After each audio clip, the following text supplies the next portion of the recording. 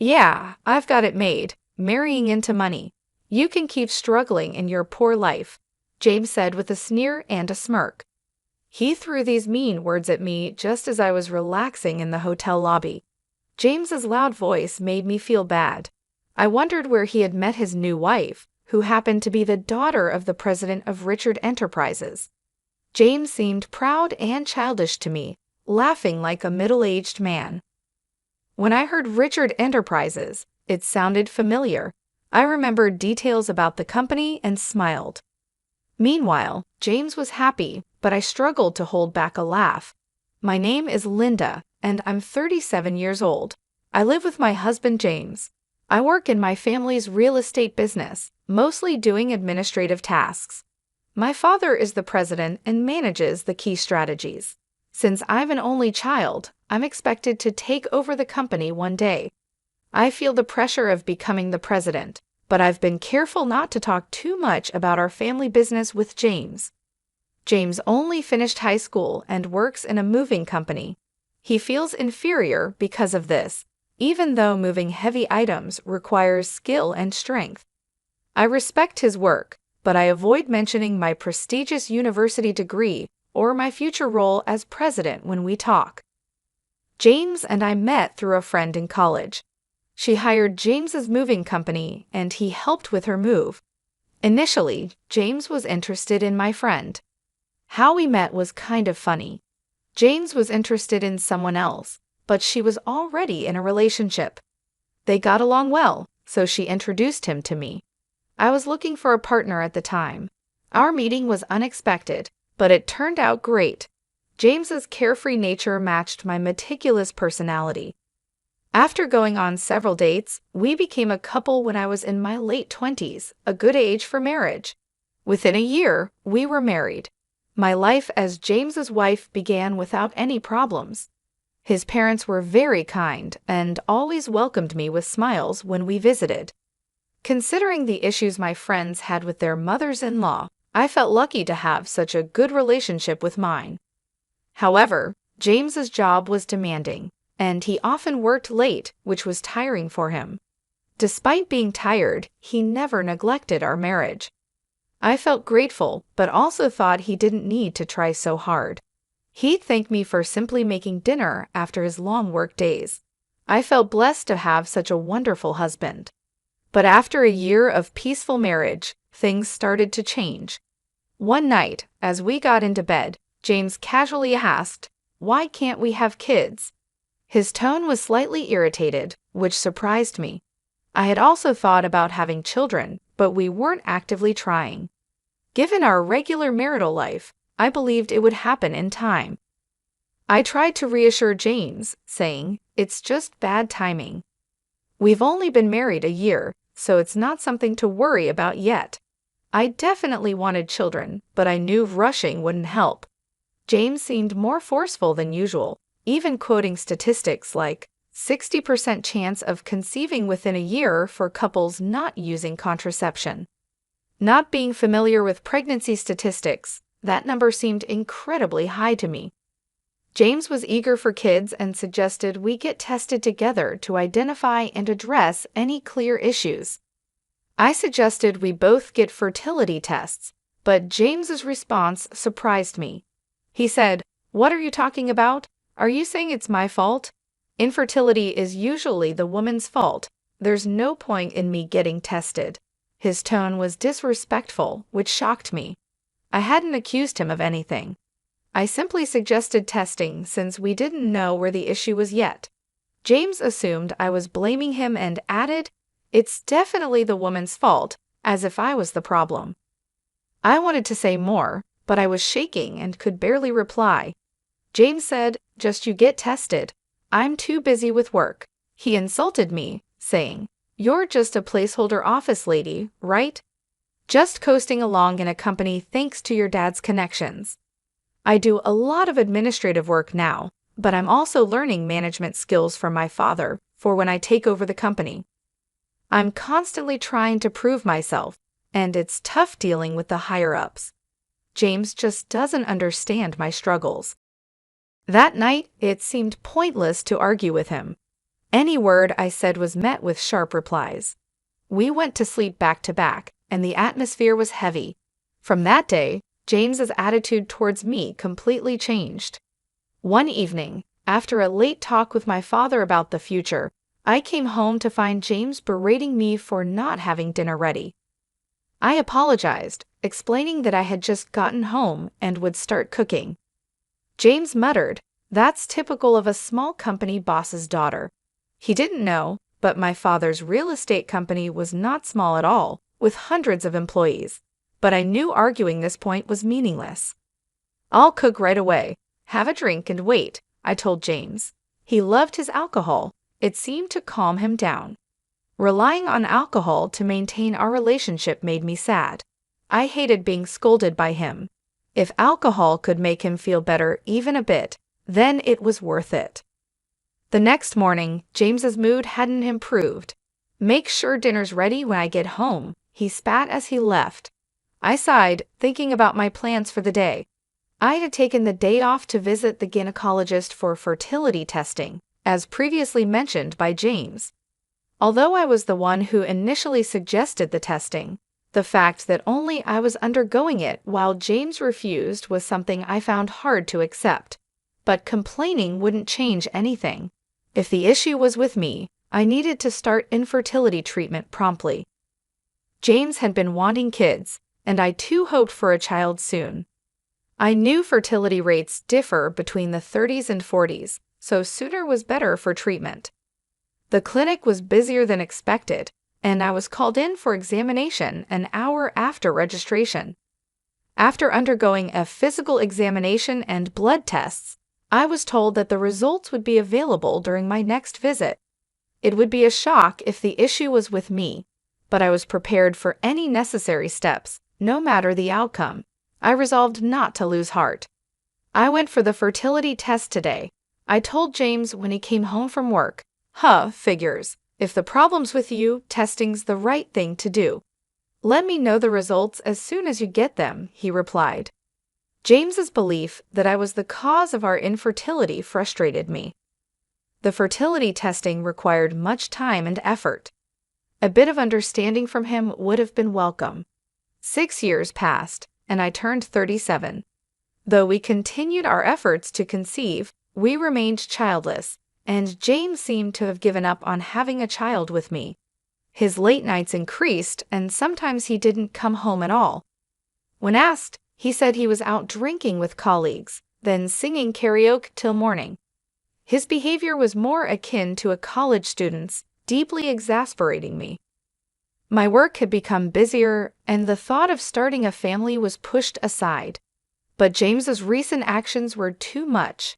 His lack of concern for our home life was clear. One day, after James went out on his day off, I noticed he left his smartphone in the living room.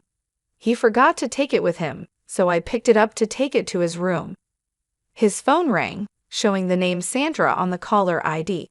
Assuming it was a work contact, I answered to inform them that James had forgotten his phone at home. "Hey James, you're late. I've been waiting for 50 minutes. Where are you?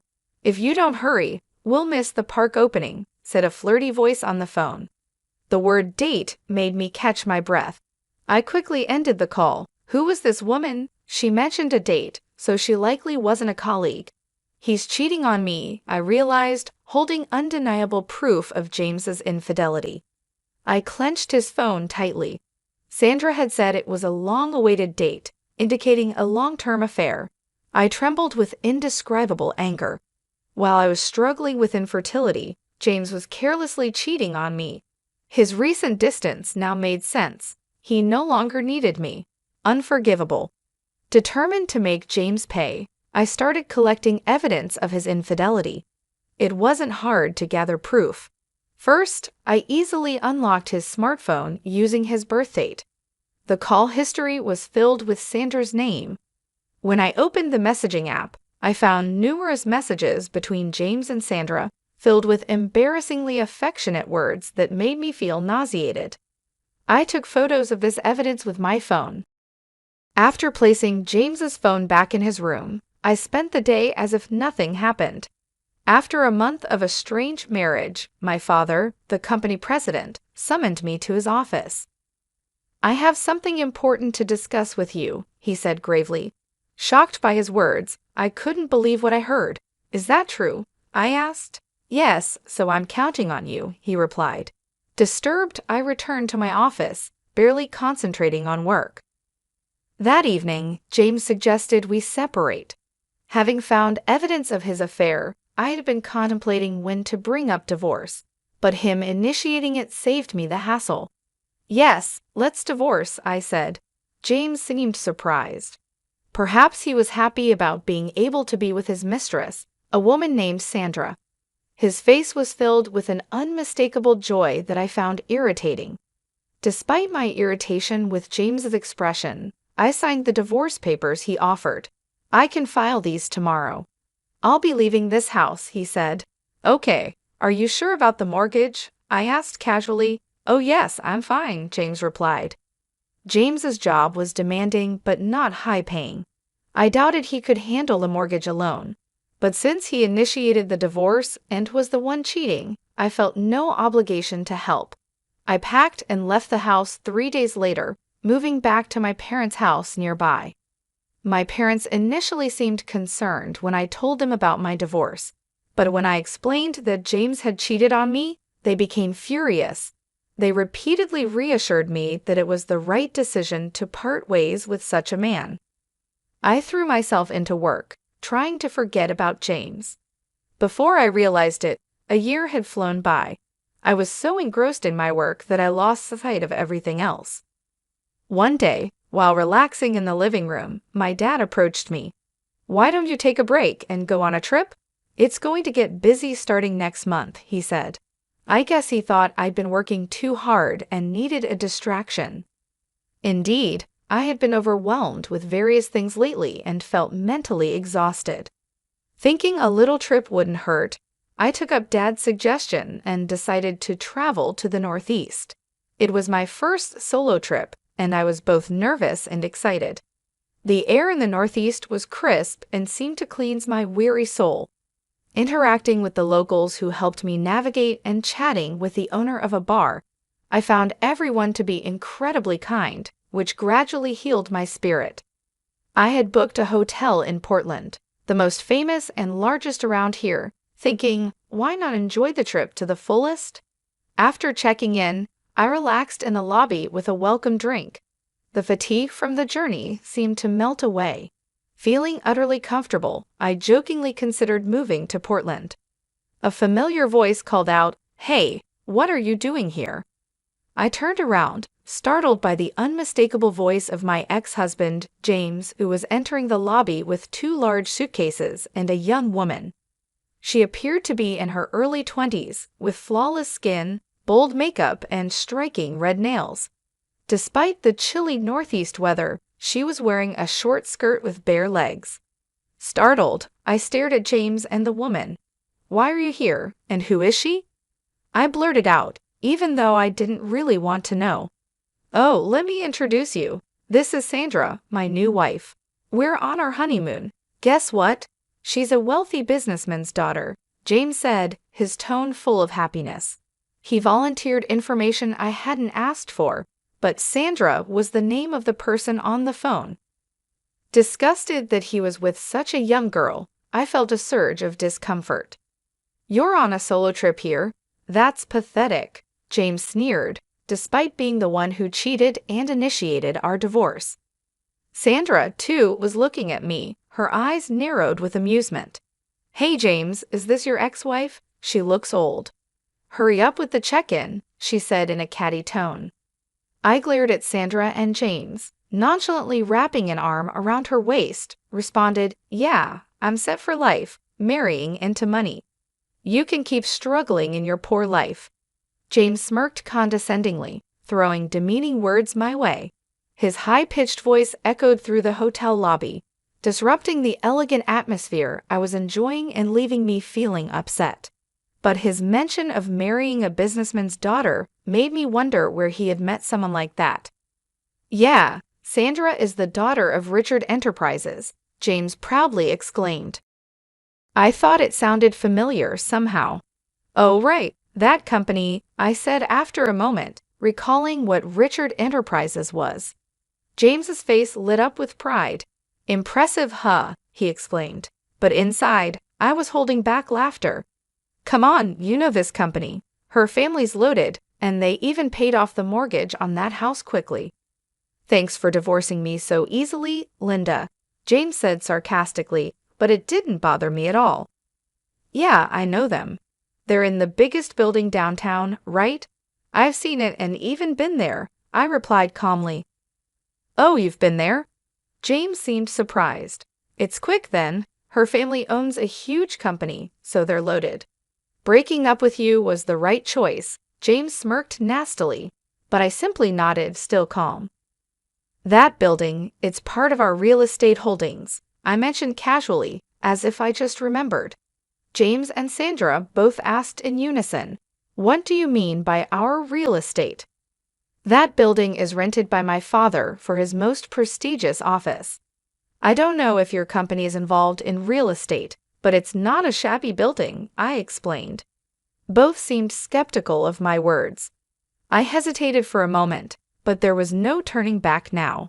Telling James about my company wasn't my concern anymore, now that we were divorced and his pride was no longer my concern. Yes, I know how grand it is. I was there when my father bought that building. It was about $400 million, I think. But recently, Dad was complaining about a tenant not paying their rent. Turns out it was your company. In fact, my father is a real estate magnate with assets worth $5.3 billion. The building Richard Enterprises is in is one of them. The tenants of the building change regularly, but currently it's Richard Enterprises. For the past few months, they hadn't paid their rent, and that's what was troubling my father, I explained. Sandra looked shocked, but then she burst out laughing. That can't be true. Our company's doing great. We can surely pay the rent. I'm not falling for such a lame lie to drive a wedge between James and me, she said in a shrill voice. I let out a deep sigh. It seemed like a reasonable conversation with this woman was impossible. Pulling out my smartphone, I decided to call my dad. Dad, I'm here with the daughter of Richard Enterprises. Can you send me a photo of the reminder notice for the rent? I quickly relayed my request, and Dad sent a photo of the rent reminder notice for Richard Enterprises. Showing it to James and Sandra, I doubted they could suspect it was a fake, given the speed. See, you can tell, right? 4 months of unpaid rent.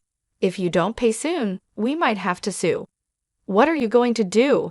At the mention of a lawsuit, James and Sandra's faces turned pale. Come to think of it, Dad has been really on edge lately, yelling about sales and firing a lot of employees, Sandra mumbled, sounding unsure. Seeing her, James shouted in despair, Lies. You're just trying to trick us and tear Sandra and me apart, aren't you? You're still that kind of person, trying to get back at me for remarrying. Your tactics are dirty. Startled by James's loud voice, I took a step back. Dirty tactics, huh? I recalled all the heartless words James had hurled at me during our marriage. Then I readied myself, determined to confront James, who was now gloating about marrying Sandra, a wealthy businessman's daughter. I readied myself to tell him the truth. What are you even saying? Do you really think I still have feelings for you? How foolish. I've long been fed up with a man like you. In fact, I've been feeling sorry for Sandra, who got caught up with you. Did you marry her just for her money? You married me for shallow reasons too, like wanting to get married quickly or wanting kids. And who was it that left me when he found out we couldn't have kids? Who insulted me, calling me useless for being infertile? You're to blame for all of it, yet you think I still like you? You must be out of your mind, I said, feeling a wave of relief as I unleashed my pent-up frustrations on James. James, on the other hand, seemed infuriated, trembling with anger. You're just an arrogant old hag. You probably can't even get married or have kids anymore. Sandra and I were planning to have fun making a baby after this trip, and now you're accusing Richard Enterprises of not paying rent. Panicked upon realizing the poor performance of Richard Enterprises, James was desperate to blame all his misfortunes on me. I decided to deliver the final blow to James, saying, "Oh, I didn't mention it, but I'm 6 months pregnant. I'm in the stable phase of my pregnancy, so Dad suggested I take this trip to relax. Of course, I have my doctor's permission." That's right. After divorcing James, I found a new love. He was my boss at work, a subordinate of my father. He supported me mentally when I was struggling and encouraged me. He also supported me fully at work and was in favor of me becoming the next CEO. I found out I was pregnant with his child just 4 months ago. Knowing about the baby, I immediately married him. It was a quick marriage, but the company celebrated it grandly. My pregnancy was going smoothly, and encouraged by my father and husband, I embarked on this trip. Just before breaking up with James, my father had told me he was retiring as CEO next month. He decided to retire after being diagnosed with diabetes and thinking it was time to step down. Therefore, I would inherit my father's assets. This made it easier for me to accept the divorce from James. Even without James, I knew I could live a full life. The word pregnant slipped effortlessly from my lips, leaving James shouting, "What? You're pregnant? So were you using birth control when we were married? What's going on?" James stomped his feet in complete confusion. "Birth control? I never did that. Remember, I told you I had infertility tests at the clinic, and they found no issues. So the problem was with you," I told James bluntly. His face twisted visibly. "Does that mean Sandra and I can't have kids? Why did I divorce you and marry Sandra?" James muttered to himself, shoulders slumped in defeat. "What do you mean, why? I feel betrayed knowing you're infertile," Sandra snapped, angry at James's selfish reasoning. Realizing I couldn't bother with them anymore, I said my final words. "That's why from now on, please don't involve yourself with me and Sandra. I have nothing more to say regarding the rent for Richard Enterprises. I will back down until it's fully paid. If you plan to continue renting that building, please pay the overdue rent soon. Otherwise, we'll have to take legal action.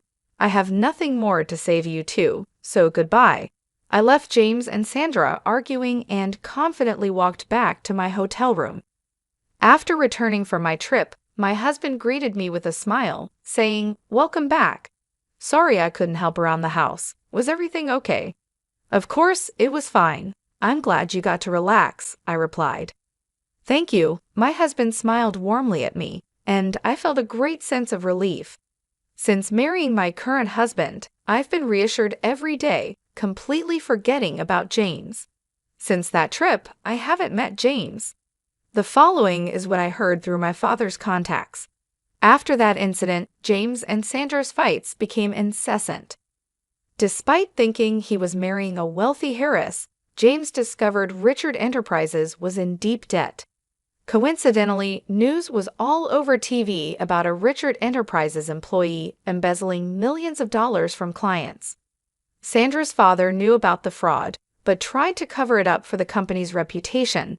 However, once the scandal became public, Richard Enterprises' stock plummeted. Having lost its credibility, the company saw a mass exodus of employees. In such a state, they couldn't possibly pay the rent, so my father was taking legal action against Richard Enterprises. The future of the company looked bleak, as it was entirely Richard Enterprises' fault. James, having lost a fortune he thought was within his grasp, was furiously blaming everyone but himself. Thinking he could ride on the coattails of a wealthy heiress was overly optimistic of James. Sandra, realizing James was infertile, accused him of marriage fraud. After our hotel encounter, I had a lawyer demand compensation from James for his infidelity, leaving both him and Sandra in debt. I heard that James and Sandra ended up arguing every time they saw each other, and they finally got divorced recently. Then, unbelievably, James called me after divorcing Sandra. "Linda, please marry me again. I have debts other than the alimony. Sandra made me buy everything she wanted and then left without paying a dime. You're the only one I can rely on. I'll do anything for you. Please forgive me." James's pleas sounded like a beggar, so pitiful that they almost made me sick. His unchanged attitude of marrying for money was just appalling. "No, I have no desire to be involved with you ever again. I'm going to be happy with my husband and our child, so please don't contact me again. Goodbye," I said calmly, and then immediately had his phone number blocked. That should stop any more absurd calls from James. Having lost his wife and money, James will likely live a lonely life now. Given his infertility, remarriage might be difficult for him. Moreover, it's hard to imagine someone falling for a person like James, who mocks others so readily. All I could think was that he should at least try to repay his debts. I thought about it as if it were someone else's problem. As for me, I'm looking forward to my life with my husband and our soon-to-arrive baby. Both my work and personal life are more fulfilling than ever, and I'm savoring this unparalleled happiness.